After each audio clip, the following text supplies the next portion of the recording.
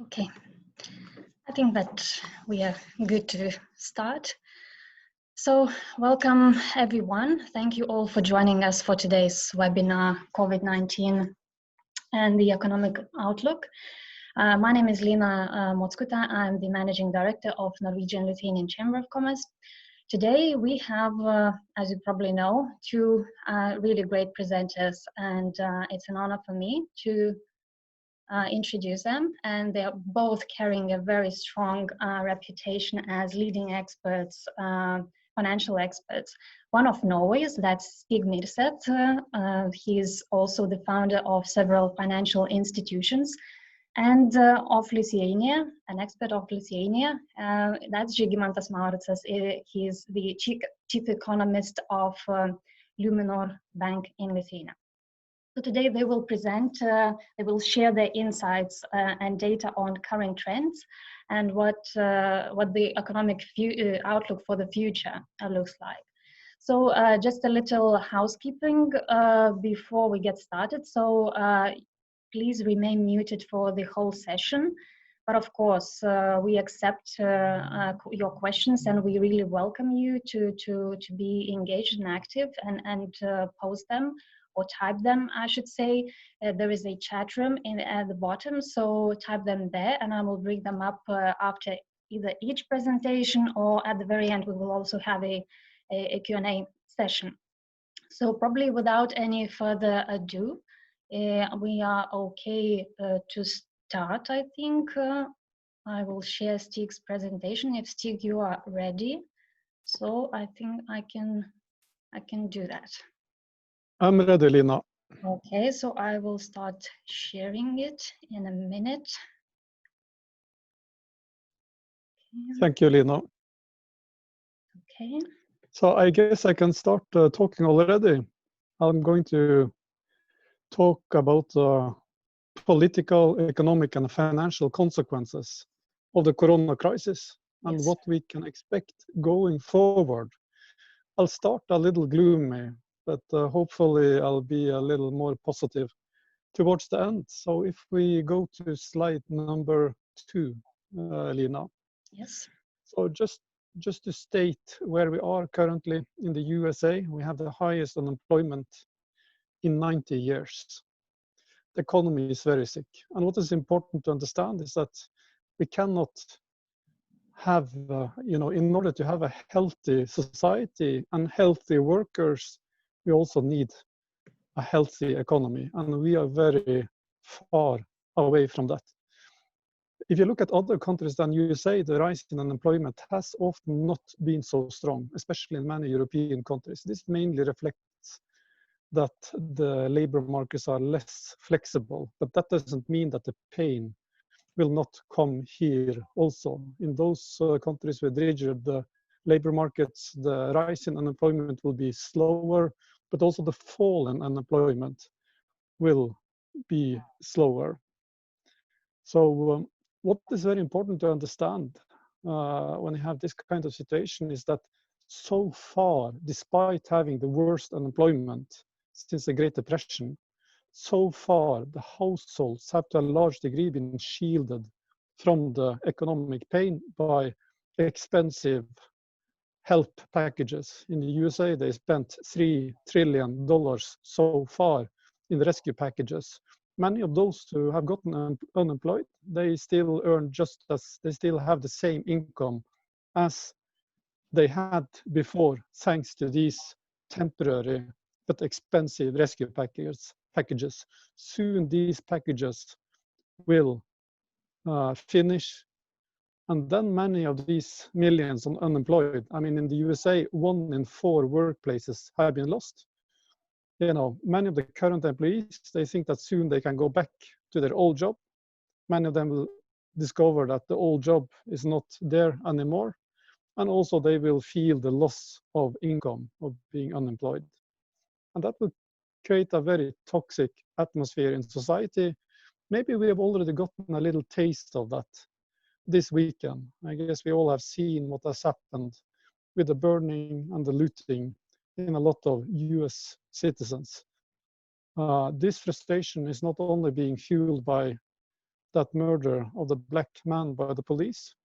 The high unemployment also plays a role in this, and also the big income inequalities that have been building for several decades in the US has contributed to anger, polarization, and delegitimization of the political system. So if we move over to slide 3 here, now I'll talk a little about the political consequences. And this is the area where the news will continue to get worse in the months ahead. This is the gloomy part of the presentation. So what is important to understand is that voters, they are not rational. They will vote for the people who give them hope. Hope will always win over reason, especially in times of economic hardship and despair. So the longer term consequence of this crisis will be to fuel populism and nationalism. And the populism and nationalism that started in the USA and the UK, you will see that spread and go mainstream in ever more countries.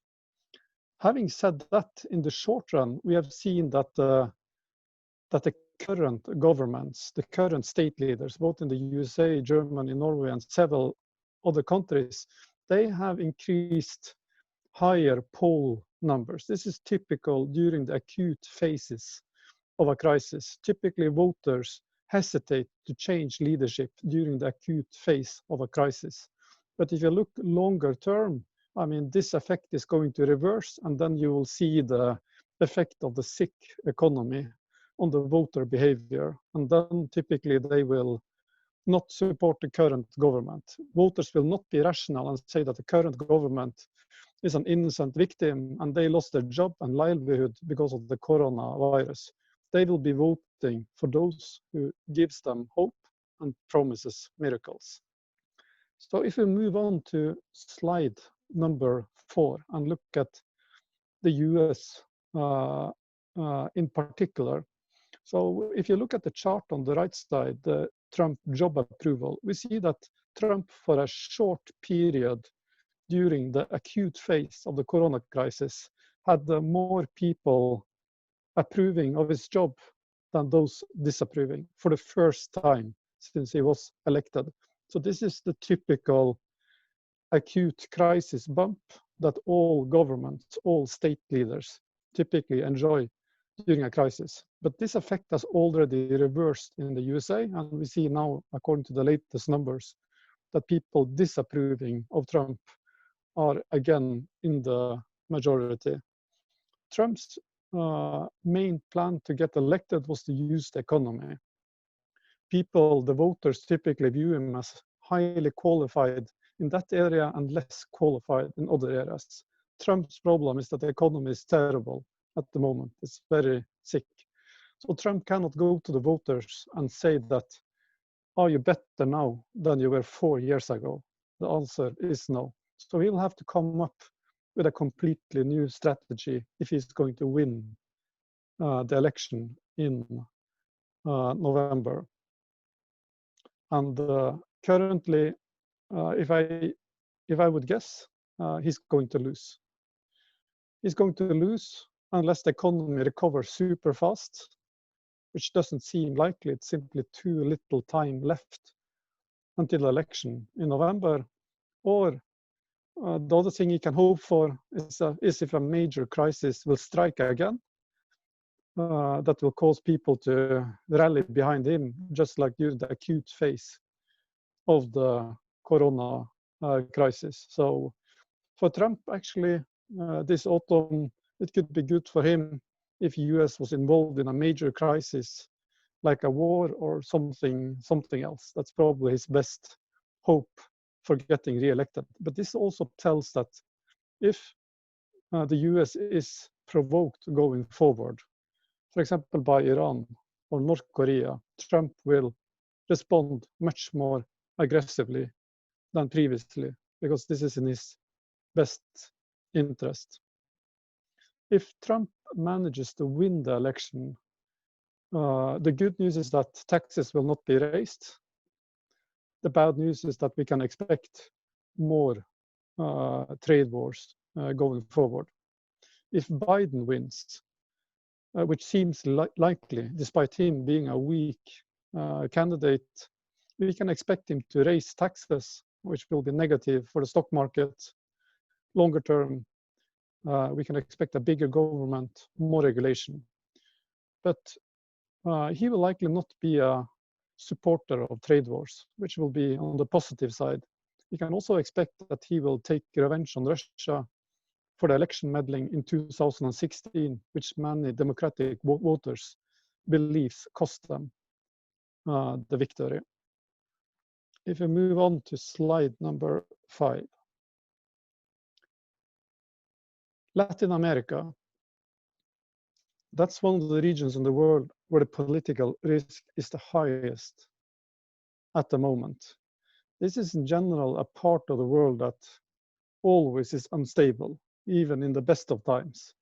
Now we are far from the best of times. This is a region that has a long tradition of overthrowing governments through uprisings.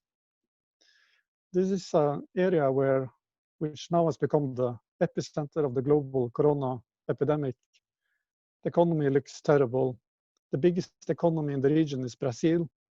In Brazil, the general government debt will likely approach 100% of GDP later this year. Last time Brazil had such a high debt, the country went bankrupt. One of the regimes that have survived, surprisingly long is the Venezuelan regime, the Maduro regime. This might be the year when they are falling. There are two things that has kept Maduro in power. One is petrodollars, another is Russian money.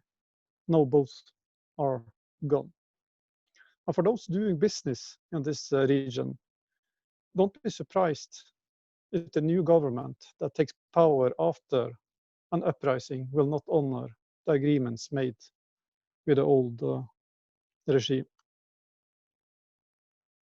If you go to slide 6, the Middle East, that's an area that has created a lot of news over the last 12 months. We had the attack against Saudi Arabia, the oil facilities in the country there. We had the attack against the direct attack from Iran against US bases in Iraq. And unfortunately, I expect the tensions in the area to stay strong and increase further. Iran will do everything to undermine Trump going up to the election, and Trump has all incentives to next time respond much more aggressively than he has done before. Because the economy is already destroyed in the USA, so he's not restrained by that factor anymore. Also, it will be interesting to see what will happen in Saudi Arabia and other Gulf monarchies. There, due to the fall in oil revenue, and the countries have had to increase the taxes. For example, the VAT has been tripled in Saudi Arabia recently to 15%. You've had that long-standing social contract in the Gulf kingdoms that the citizens don't pay any taxes. In return, they don't meddle in how the country is governed. That social contract obviously is broken now. And if I were the young Crown Prince of Saudi Arabia, I think I will be sleeping bad during the nights. If you move to the next slide, page 7, Russia and China. On the surface, these two countries seem extremely stable, but they should be viewed as fundamentally unstable. The main problem of dictatorships is the succession problem. How do you manage the transition of power to a current ruler, to the future ruler? In both China and Russia, Putin and Xi are now trying to change the rules of the game so that they can rule more or less indefinitely.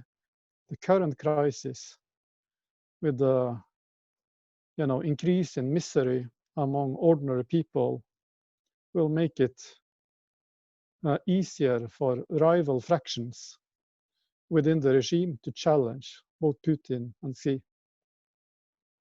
So these two countries are both potential sources of black swans going forward, even if I'm not forecasting that neither Xi or Putin will fall this year. But definitively, the economic crisis will contribute to destabilize these countries as well and give rivals more ammunition to attack and try to grab power. If we move to slide 8, Europe, what can we expect in this part of the world? I think the main risk in Europe is Italy. Italy has been very hard hit, both with the corona epidemic and also the collapse of the economy. All the southern European countries are heavily dependent on tourism. The travel and tourism industry has been totally crushed by the corona epidemic. But the main risk in Italy is that the government falls, and it's called for a new election. If you look at the current poll numbers, the right wing will take over and win and form the next government. If that happens, that can lead to new tensions between Italy and the rest of the EU and a new Eurozone crisis. So far, the government is holding, but if you look at the history, an Italian government seldom lasts longer than 2 years. And in that case, the current government is already approaching its expiry date. Having said that, longer term, Europe has no chance but to pull together. Europe has long lived well and safely from the NATO and US military guarantees. However, Europe has seen and learned over the last couple of years that we can no longer trust USA. At the same time, Europe is being challenged by new and rising powers such as China and Russia. And that means that over time, Europe will have to pull together to be able to be geopolitically relevant. So over time, I would expect Europe to gradually converge towards a kind of United States of Europe. However, UK will not be part of that. UK has always been skeptical of continental European nations going together. The good news about UK leaving EU is that they no longer will be able to undermine and stop the integration from within. Perhaps the biggest threat to political stability in Northern Europe is Belarus. We are currently seeing that Belarus is flirting both with EU and USA. The problem is that if the Belarusian people decide that now they want democracy and they want to be a member of EU or Western aligned, that will not be acceptable to Russia. Belarus is a vassal state that Russia will probably never let go. And then we can go on. And now I'll start on the more nice part of my presentation. So let's begin here and talk more about the prospects of the economy. Regarding the economy, we have seen the worst of the crisis in Europe and USA. This is as bad as it gets. It's very bad, but from here, things will gradually improve. And if we get a vaccine towards the end of the year that is widely available, 2021, next year, could be a boom year for the economy. Another good news is that this time, the policy response seems to be sufficient. The governments, the central banks have acted very aggressively, much more aggressive than we saw during the financial crisis. During the financial crisis, we saw stimulus, but then the government started to worry about too much debt buildup, and they started to worry about maybe inflationary consequences long-term of the money printing. And they cut the stimulus quite early in 2010. And then we entered into this austerity phase that lasted for a long time and meant that the recovery was very slow and gradual. So in a way, what happened during the financial crisis was that governments and central banks, when the fire started in the house, they worried too much about water damage and used too little water to put out the fire. And that meant that the fire kept burning longer than it should have done. This time we're having a kind of the opposite situation. No one is worrying about debt. No one is worrying about inflation. And we are pumping more water on the fire than ever before. And this means that the rebound in the economy that we could see over the next 1 to 2 years could be pretty sharp. And of course, the risk of, how should I say it, water damage further down the road, and with water damage, I mean inflation, is higher now than after the financial crisis in 2008. And the reason why we might see inflationary problems and debt problems longer term is that I doubt that this time voters will accept any austerity like we had after the financial crisis. And then if we move on to the next slide, slide 10. If you look at the stock market, we had a very sharp and brutal decline during the corona panic and the shutdown of the economy. But as you see here we can see the main index in the USA, the S&P 500. The index is already up more than 30% since the bottom, and it's only 13% below the top. So we have actually recovered most of the lost territory during the panic. So this, how it looks now, this will be the shortest bear market in history. If you look at what companies are rising during this rally, it is mainly pharma companies and the new economic companies, companies like Facebook, Amazon, digital companies, while economically sensitive companies such as banks, airlines, commodity producers are lagging. A lot of people, they have been pointing out, how can the stock market be so strong when the news from the economy and the labor market are so terrible? And if we move on to the next slide here, slide number 11, we have the answer. And the reason is that this has been so far a rally driven by liquidity. Central banks have acted very aggressively. During the financial crisis, we saw a large increase in the monetary base, or so-called base money. But we didn't see a large increase in the broad measures of money, such as M2. This time here, we are seeing increase in monetary measures all over the line, from the narrow money, like the monetary base, to the broad measures, such as M2 and M3. And that monetary expansion has led to financial inflation. And that is one of the main reasons why the stock market has recovered so fast, in addition to the low interest rates. And I guess that going forward, we will see more of the same. We will see asset inflation continuing, and I expect to see new record highs in the stock market within 12 to 18 months.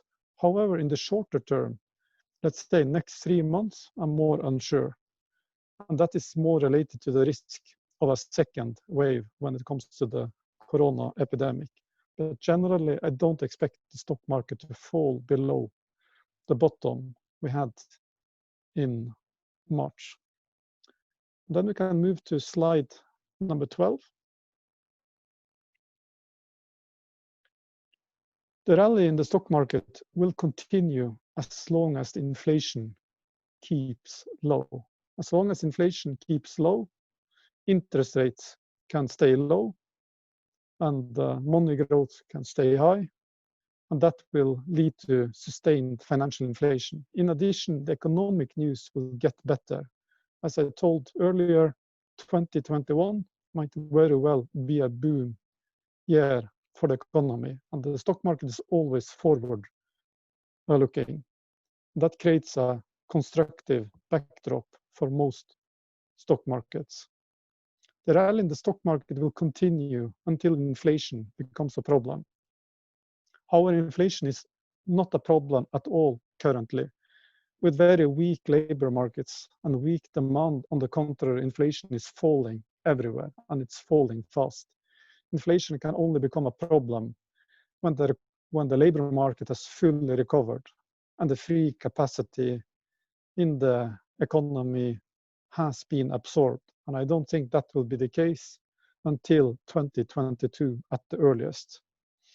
However, when the economy has come back, as I mentioned earlier, due to the huge stimulus we have seen, both fiscal and monetary, and due to the pushback I expect from voters, if authorities will try to implement austerity, I think later in the 2020s, we might see problems with inflation, which will be positive for inflation-sensitive assets, such as gold and commodities. And with that, I will end.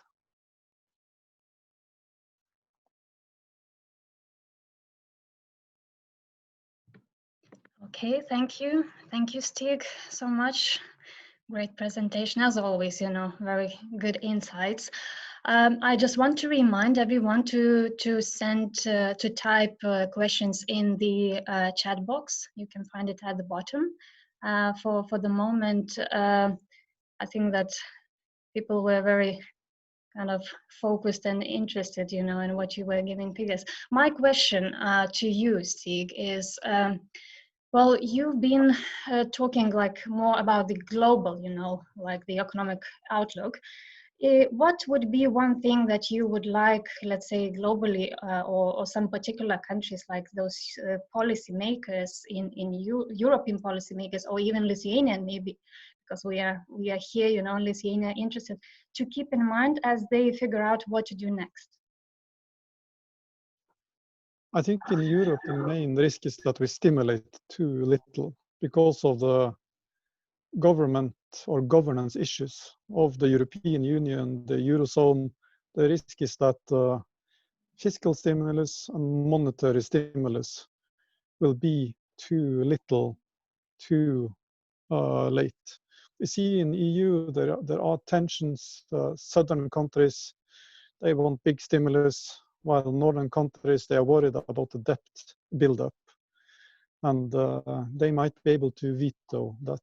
So that's the main risk in Europe. It will be cheaper to stimulate much than instead, end up in a situation where unemployment stays high for an unnecessary long time. Mm-hmm. Okay, thank you. Thank you, Stig, once again. So if you can wait until we have the Q&A session also at the very end, and probably we should give now a voice to Zygimantas. So Zygimantas, I think you will share your presentation. Am I right? Yes. Thank you very much. Thank you. Yeah, so it's a very thoughtful presentation. And just a moment. Right, see, I'm trying to share my, oh yes, it appeared now. So I will cover mostly Lithuanian economy, how I see crisis from perspective of politics, maybe more general, and from Lithuanian in particular. And as you can see from the title of my presentation, epidemics come and go, the broken economy needs to be fixed. So that's exactly what Stig I mentioned several times, and how politicians and central banks eager to do it as fast as possible to avoid long-lasting effects. So how I see this crisis, I divide it into 3 stages. So the first stage is a healthcare crisis, which attracted lots of attention in the initial weeks, I would say, maybe months of this crisis. But since Baltics in particular and European Union in general actually fared very well in containing spread of epidemics, then this healthcare crisis actually kind of gave way to economic crisis in headlines. And talking about this, this can be divided in 2 stages. One is liquidity crisis, so mainly due to lockdowns, but also due to changed preferences of households during the crisis. Like, for example, if you have restaurants and supermarkets, so overall people haven't stopped eating during the pandemics, but they stopped eating in restaurants. So restaurants got into real trouble because revenues of restaurants fell by 70-80%, or even more in some cases if there is no option for takeaway. But food retailers were doing fine. So liquidity crisis was affecting only part of the economy, not all sectors, and they're affecting very heavily. So they couldn't have anticipated this type of crisis. That's no chance. I mean, no businesses are planning, okay, let's do a plan, worst case scenario, no income for 2 or 3 months. I mean, I haven't seen such a plan. So that was a real shock for these sectors. But since epidemics come and go, and the European Union is doing quite well in containing it, then this actually ends up eventually. But then you have this third stage of a crisis called solvency and unemployment crisis, because not all companies will be able to survive until things go back to normal. And even if some could survive, you cannot kind of go into the same river twice. You know, the river flew, so the things changed, like working from home, remote, like e-commerce, etc. And the economy structure is different. So some companies actually will never return to pre-crisis levels. Some due to financial issues, some will change business environment. And then as a result, rising unemployment is unavoidable and rising solvency is unavoidable. And this crisis stage is most crucial because it actually will basically it will shape the upcoming 1 year or 2 years, and it will and even we will see what shape of economic recovery we have, whether it's V-shaped or U-shaped or L-shaped. Yeah, so let's have a look how Baltics are doing in all of these 3 stages. So talking about health crisis, actually Baltics in this case is a success story. So we managed to contain coronavirus spread very fast, and we were on that still among the least affected region. And if you divide the European Union, sorry for this crazy graph, but I did it myself, into the countries that had more cases per million inhabitants than European average and less, you can see a clear divide. So Western countries and Southern countries suffered more compared to Eastern and Central European countries and Northern countries, with the exception of Sweden and Belarus, that chose different strategy. So basically, you can see that we are in a way lucky this time, and also our measures implemented timely helped us to contain this, and this is actually not a top priority anymore for us. Also, the good thing is that in general, this COVID epidemics probably has not been as bad as feared, and that explains to some extent the stock market rally, because the more time passes, the more information we gather, and all those worst case scenarios, doom and gloom, actually are not likely to materialize. Like you know, remember Angela Merkel told in March 11 that maybe up to 70% of Germans could become infected, which didn't prove true, of course, and it will not likely to be true. And countries already know how to tackle these viruses without nationwide lockdown. So our Prime Minister told last week that even if there will be a second wave of epidemics, we will not lock down economy. So we have already other tools how to contain this virus. So we learned something. Yeah. So this is also important, and this gives some more certainty looking forward. Then also, what was the secondary positive effect out of this is that the timely mitigated healthcare crisis allowed Baltic economies to open faster. So in this case, we actually in 2009 crisis, we were among the countries that were worst hit by the crisis.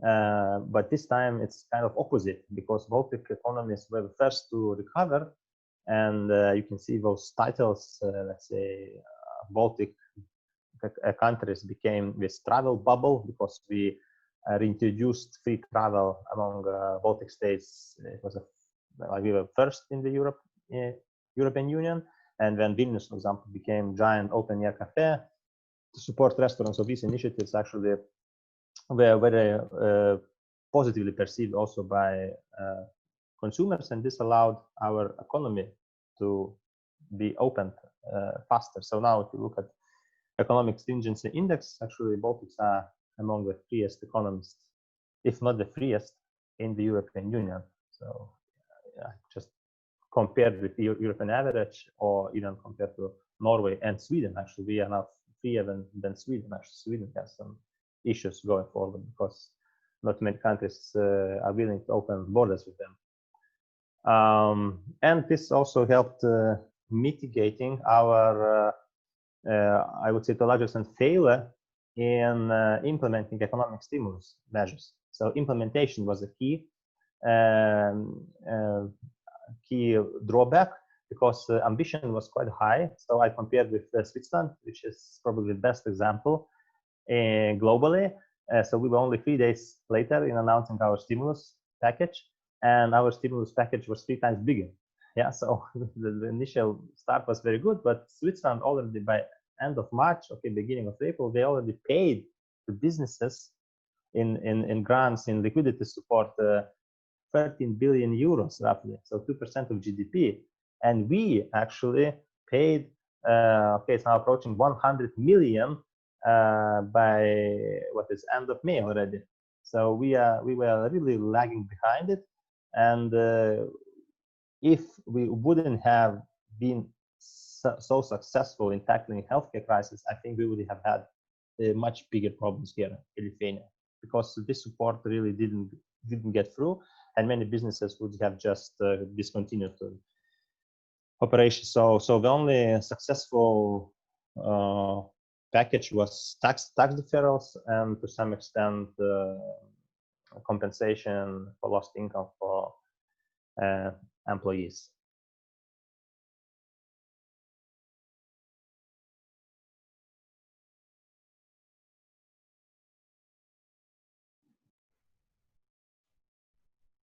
I think we have, which helped to contain this. Yes.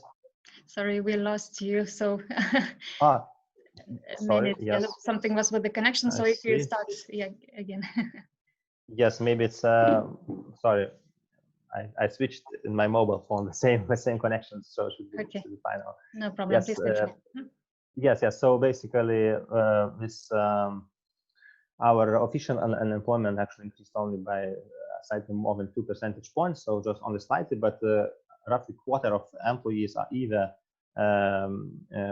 getting some support from government or full support, or they are working not at full time, or they are they taken like paid vacation, non-paid vacation.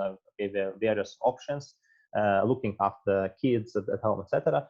So it remains to be seen how these people will return to labor market, because official unemployment actually looks very good. Increase very small, but we have these people, and it's like a racing with time. It's an many other countries. Like in European Union, on average, around 1/5 to 1/4 of employees are kind of living off government support, and which is not endless, because this support increase public debt, and as Stig mentioned, which can increase tensions within the European Union.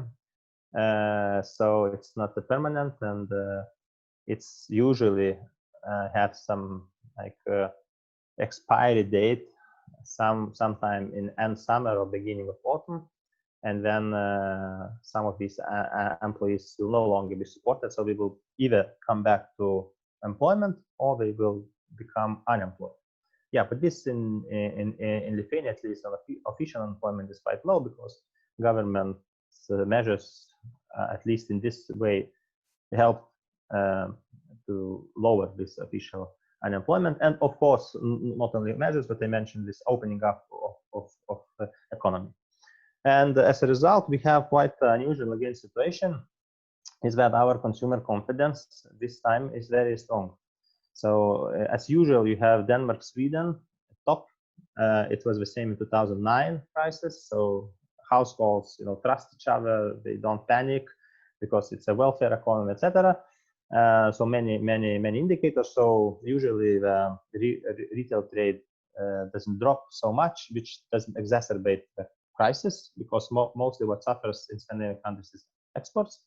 But the Baltics in this case are doing quite well, especially Estonia and Lithuania. Okay, Latvians are always more pessimistic, but still even they are above European Union average. And in May, consumer confidence already increased. So if this trend will continue, then we might really see that this crisis will be completely different from what we have seen in 2009, and Baltics will be among the region which will suffer least. So we will have a not big GDP drop compared to other countries. And retail trade data for April, just from a few countries, to some extent confirms this observation. Like Latvia was -9% only, Lithuania -17%, because we were more strict in closing down our economy. I will show later most recent data for May. Okay, Scandinavians showing miracles again, just 1 to 3 percentage point drop compared to 18% USA, UK 23, Slovenia, Spain is 1/3. So you can see that the Baltics are on the right-hand side of the equation this time. And we are tracking now its card payments data. This is just from our bank, but other colleagues from Swedbank see similar pattern. So you can see that once lockdowns have been lifted, actually recovery in retail trade is quite fast. So clothing, for example, in Lithuania almost reached the crisis levels. Do it yourself, usually we have a seasonality, but it's roughly it should be 80% up compared to January, but it's like 120% up, because people are spending more time at their homes, so they buy these things. Groceries, okay, in Lithuania, it's because we have shadow economy, so people started using cards instead of cash, but this is stable. Electronics, e-shop, okay, Estonia is a bit leading, but Latvia and Lithuania also is doing fine. And even in this kind of hard hit sectors like restaurants, improvement is very clear. Okay, Latvia is lagging behind, so which is in line actually with confidence indicator which I showed. But Estonia and Lithuania actually are moving up quite, I would say, steady.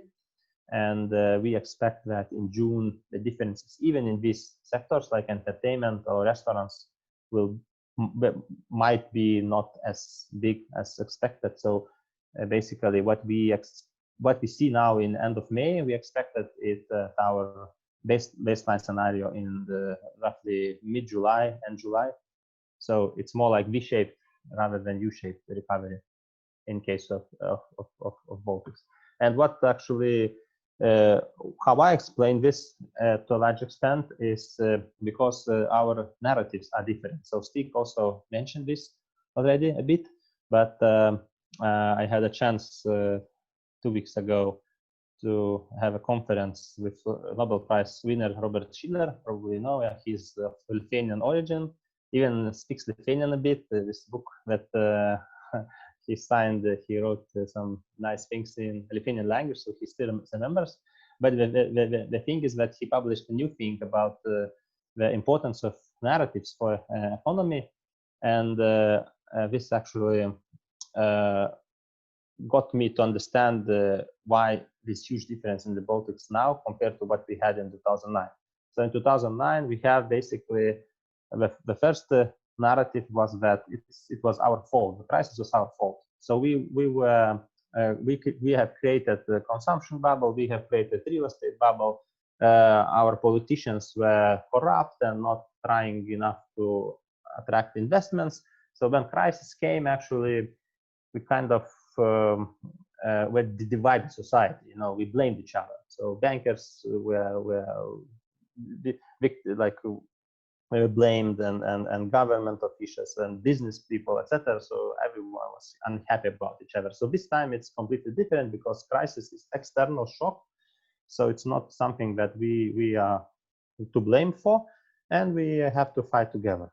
The second, more important, was this austerity story versus stimulus story. So in 2009, already in end of 2008, actually, our government told that we don't have any reserves, sorry for that, and we will have to tighten our belts because borrowing is expensive, so we will not do it, and we will have to cut everything, starting from wages to pensions to everything. And of course, if you have this narrative, then people are upset and they react in their own way. So they either emigrate or they go to shadow economy, flourished, etc.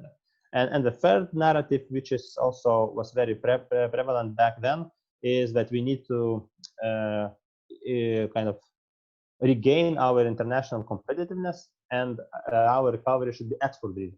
Yeah, it was the story in the Baltics at least. And to do this, we need to cut wages again. So we need to cut wages because our wages kind of was, I don't know why, but they were very low wages, but the perception was that they're too high. So we had to cut. Of course, those exporting industries didn't cut wages. Domestically oriented industries cut wages. It didn't help our competitiveness, but okay.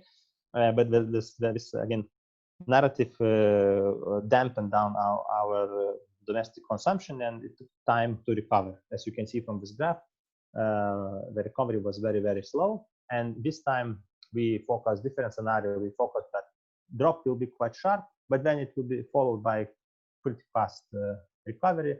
And given that recent data indicate that we are slightly even more we are very close to optimistic scenario, but even slightly above now. So I would assume that this year we might have some -8% drop of GDP, maybe even less, -7, followed by some 7-8% growth next year. So this is a very big difference, and let's see whether these risks will not materialize. But still, there are some risks.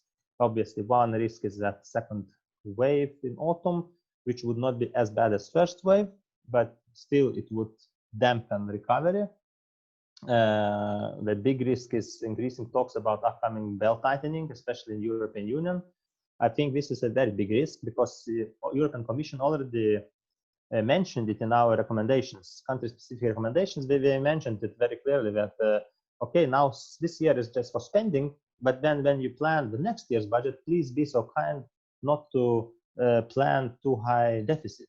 So this will be a very nasty period, I think, in the European Union as a whole, and also in Lithuania, because for now no one sees those deficits. Yeah, because when planning was done, deficits were kind of no one expected this crisis to come, and then this deficit accumulates as you go. Yeah, but when you plan next year's budget, so some countries will really have to be really bold and make a nasty decision, because they will have to ride this number. Yeah, and this number will not be very nice in many countries. So let's say in Italy, most likely the next year's budget will be close to 8% minus, or at least 6%. Yeah, so no one talks about it, but it will be, because it's almost impossible that it could be like -2, -3, it will be -8. But I mean, planning -8, it's something new that has never happened. Yeah, In Lithuania, maybe it will be like -3, -4. We don't know yet, but I mean, so maybe more reasonable. But -8 for Italy, it's crazy, yeah? And they have to plan it. So this will be challenging. And then, of course, in autumn, this unemployment question will will pop up again, because most likely official unemployment rate will increase. It will be crazy. It is not crazy, but strange situation, because official unemployment will still rise most likely, even in Lithuania, I would say, because many of those furloughed employees will, lose government support and will become either officially employed or unofficially unemployed. But still, as Stig mentioned, for example, in US, 40% approximately, like this is a forecast of these employees will officially become unemployed. So unemployment rate will not necessarily go down, at least official this year. And then, of course, failure of fiscal stimulus to increase consumption. We had a record high increase in deposits in April. It was announced last Friday in Lithuania. So, okay, it's nice, but if these deposits will stay where they are, then it will fail to stimulate the economy.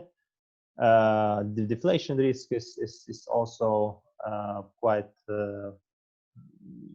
reasonable, especially talk about this year. Longer term, I more or less agree, but maybe we will see inflationary pressures. And then submerging markets, geopolitical tensions, which already was mentioned by Stig, so I will not elaborate, but I mostly agree with him about especially Middle East and Latin America. Latin America will actually converge to Africa. Sorry for this, but I mean in terms of GDP per capita, most likely, because what's happening here, it's very crazy. They have very stringent lockdowns, very bad governance, very unstable political situation, and on top of that, bankruptcy is looming. So, okay, but I will not elaborate on this.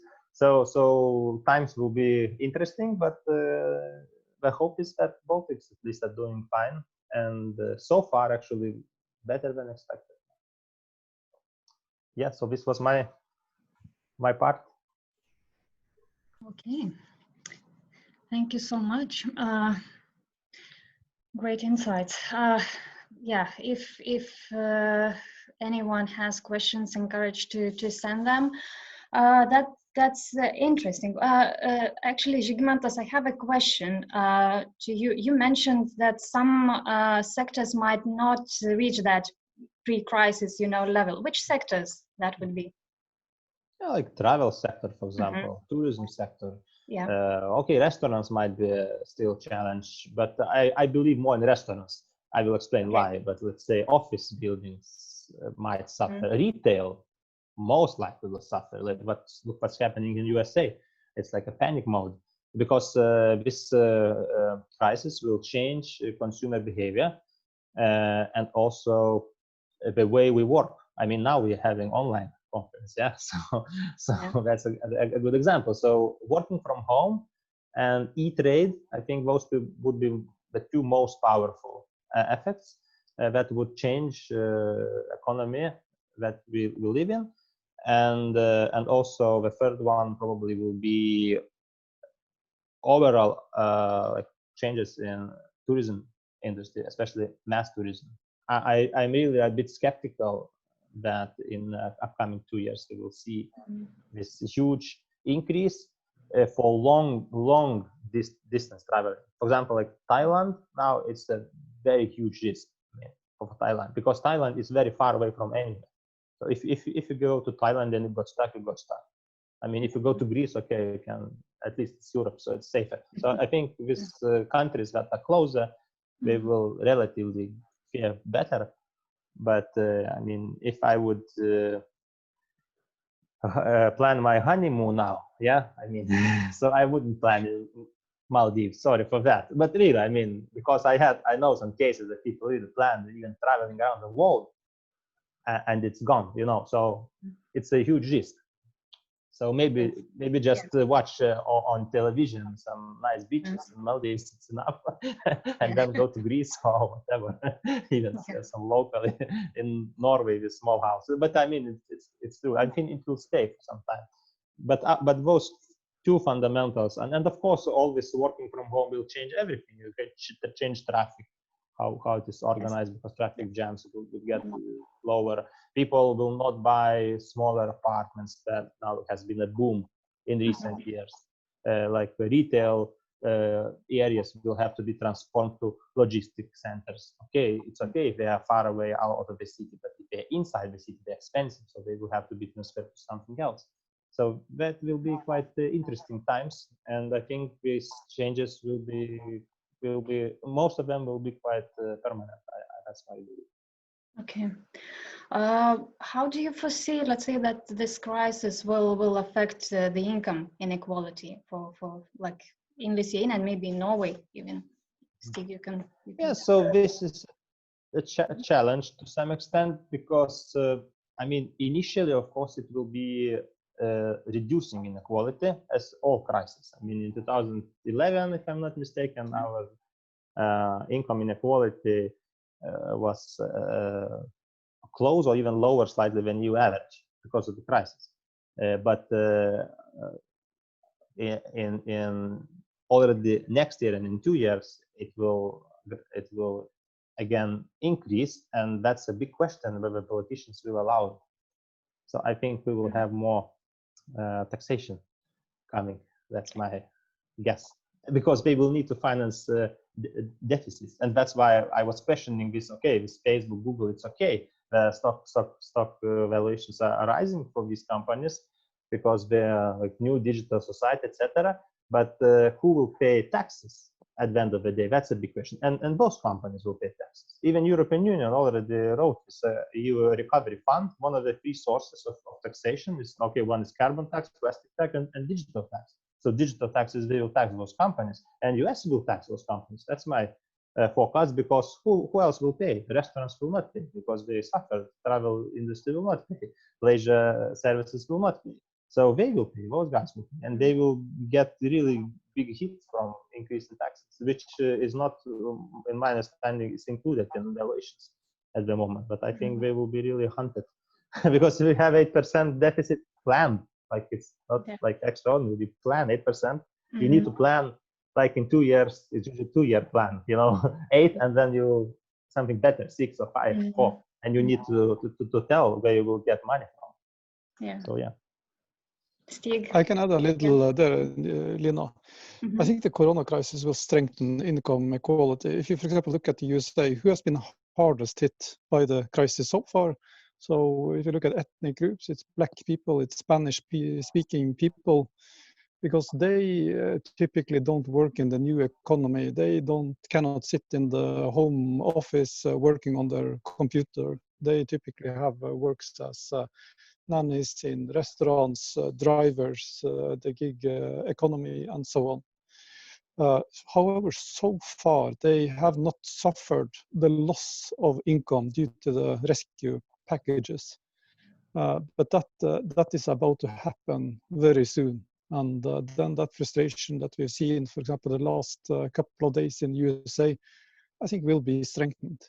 In general, the low income groups have been hit harder. People who work in shops, in restaurants, and drivers, they have been hit much harder than, call it white high income groups who work in IT, in management of big companies, and so on.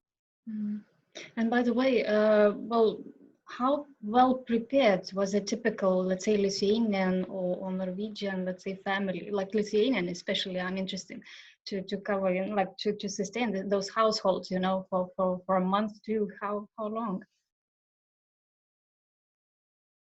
Zygimantas, yeah.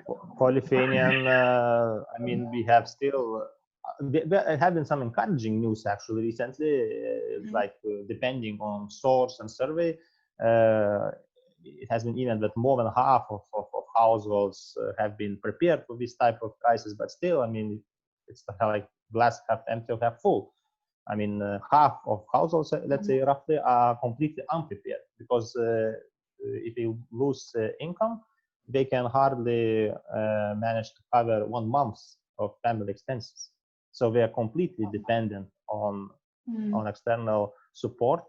And they, of course, these households, they immediately tighten the belts. So that's why it's so important that we have this support, because otherwise our consumption would have collapsed. So this is probably the weakest point, is that households themselves have very weak safety net. Of course, it's not spread evenly. Some already have, and pretty good, especially remembering 2009 crisis, 2014 Russian crisis, etc. We were like preparing, but still a very substantial part of society, they don't have these safety nets, and they just have to rely on government support. Mm-hmm. Steve, do you have anything to add?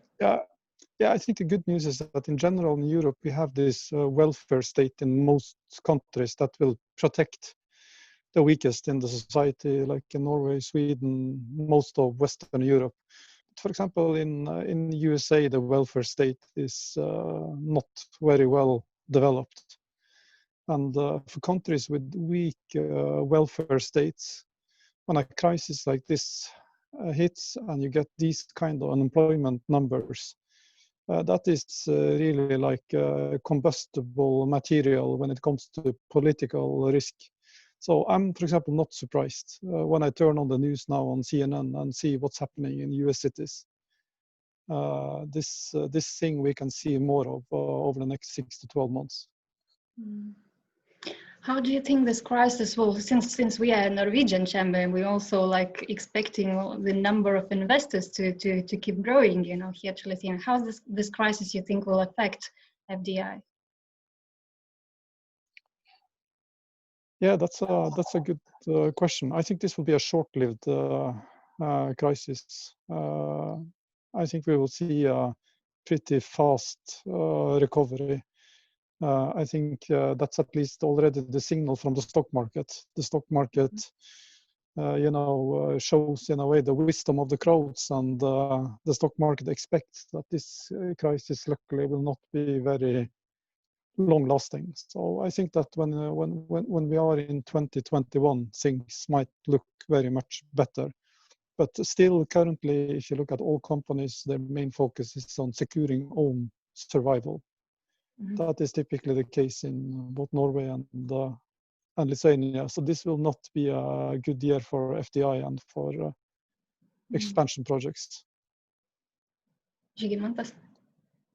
I mean, there's a huge opportunity for Baltic region and for Central Eastern European region if we will continue like we are doing now, and we will not have a second coronavirus wave, and our economies will be affected comparably less than the rest of EU and the rest of the world, because investors will reassess again these risks of investing somewhere far away, and especially in politically unstable regions. And my overall kind of, if you look my presentations, already did it 5 years ago, that the divergence between rich and the poor will increase globally now because of this technological revolution we are living in. I mean, most of these companies that are driving actually S&P stock market are from USA.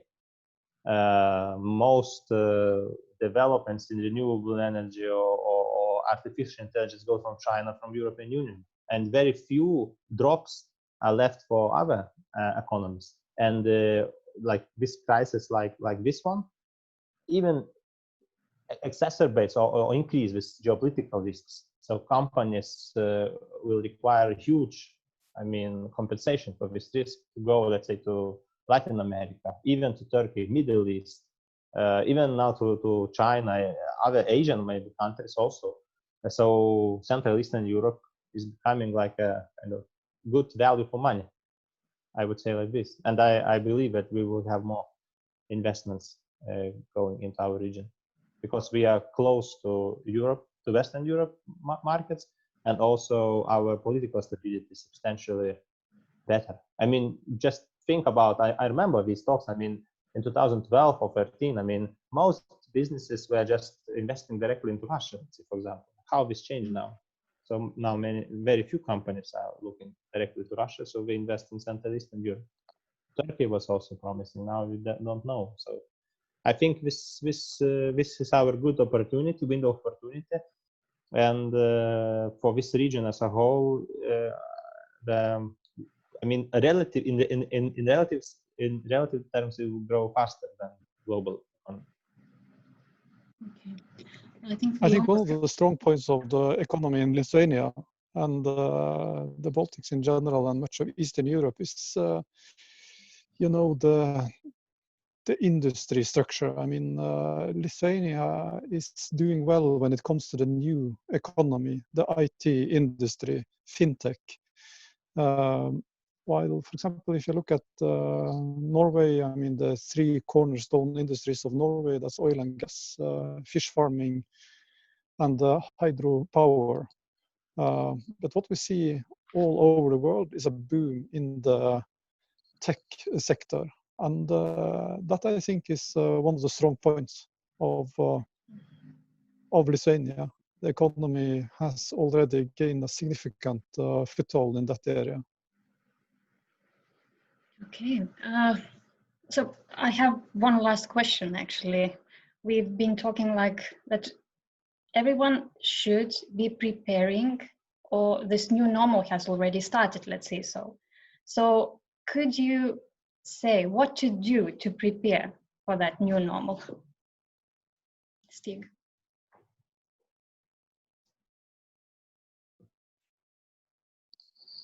Yeah, we live in a dynamic world, and I actually think that once we have the vaccine, things will the future will look a lot like the past. Mm-hmm. But of course, we will see a strengthening of these trends that we have had already for a long time. For example, the digital economy, business going online. For example, if you look at older people, they are typically slow adopters of technology. But during the last 3 months, they have been forced to enter the new economy. They have been forced to use Zoom, for example, for meetings. So what normally would have taken many years has now taken 3 months. So prospects for the digital economy looks good. But once we have the vaccine, I wouldn't be surprised if people still will want to go to the office, have a coffee in front of the coffee machine and talk to colleagues and not sit in the home office. Mm.